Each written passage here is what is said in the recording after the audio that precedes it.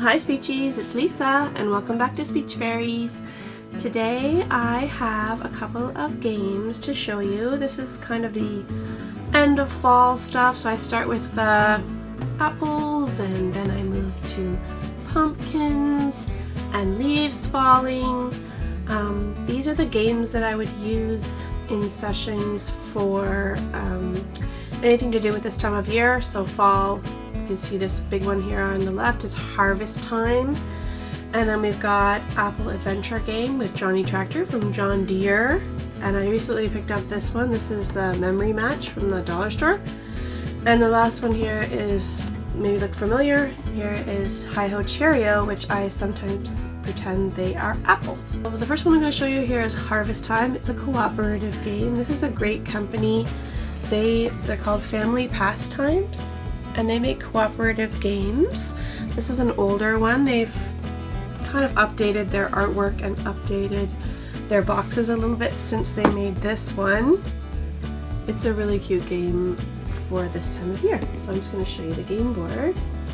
So I've got it set up facing us as one player. So the object is to collect kind of your harvest. So you need to collect 3 tomato cards, 3 carrot cards, 3 corn cards, and 3 peas. So that's a winning kind of situation right here. We need to get all of our vegetables in for harvest before winter comes. And I'll start putting these, so it's kind of a draw situation where you are picking your cards. So these are the winter cards, and we just never know when we're going to find those. So they end up being a winter scene. So basically you need to get all your harvest before winter comes. So these cards I flip over and put our tick target cards on top or language target cards on top, and then when they pick a card they will either get a big piece for the puzzle or they'll get part of their harvest. So it's great for lots of turns. So there's 12 of these plus 6 of those, so everybody gets at least 12 to 15 turns. This game is rated for 4 to 7, 2 to 4 players. And cooperative games encourage players to work together as a team to overcome any obstacles they may encounter. This one's a bit beat up, but I probably got it used. So that is Harvest Time. So the second one here I just picked up recently. I put it on my Instagram. If you're not following me on Instagram, please do so. This one's Memory Match. And I thought it looked cute because you could kind of do it like a harvest. Notice some of the pictures though. So there's an eggplant I picked. Nice past tense too. I picked an eggplant and I picked a watermelon. I wish it was the whole watermelon, not a slice. Some cute little broccoli. If you're working with a younger child, you could just kind of pick and choose a smaller set of fruits and vegetables that make sense, because otherwise you'd be here all day. I haven't found a match yet. Cucumber. Or you could also choose the speech sound targets that you were interested in working on. So I would say 5 pairs is a good number to get kids started and interested.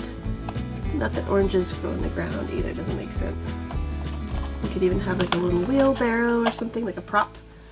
And then you can collect your harvest and put them in your wheelbarrow, which would be really cute. So it's funny because, again, dollar store was great. I think it was $4 at our dollar store. Shows on the back all the different fruits and vegetables. You could work on categories there. The lid doesn't fit on, which is annoying.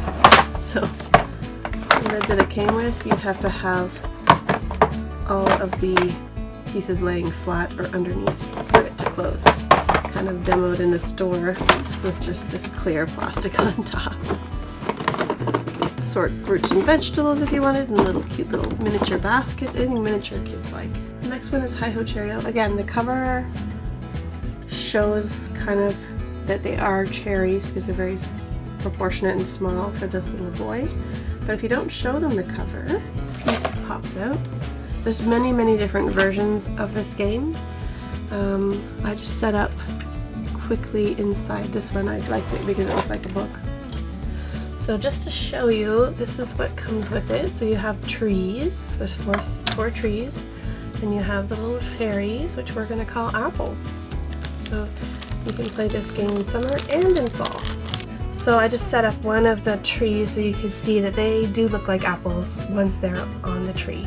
The stems are a little bit long, but I don't think preschoolers would argue too much that they're cherries and not apples unless they've seen this game already. But then you can talk them into doing some pretending. So this is technically a numbers game. It'd be cute for working on any speech and language target. So say your words, and then we get to take a turn.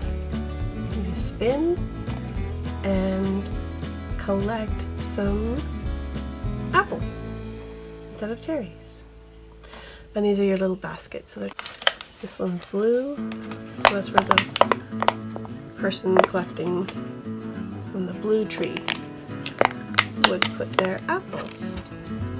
So you can make that little modification if you want. I found this game thrifting. I got it for $2.99, which was a great steal.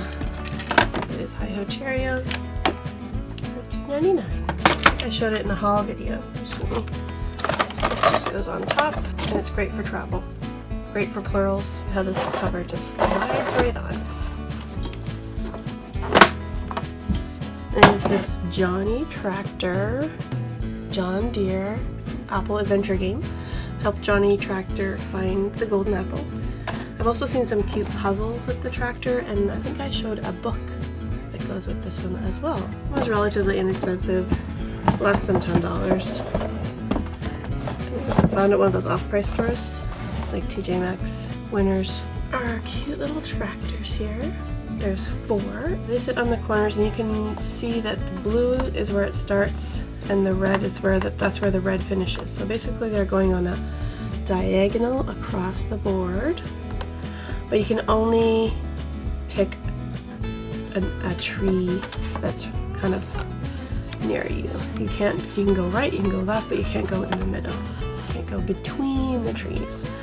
So nice prepositions there. So you can go right, you're working on that, and pick, and you got an apple, so that's good.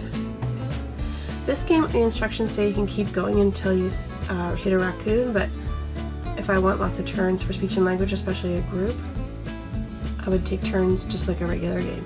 So then another tractor can go, and he's going to pick the one to his left, and he got an apple too.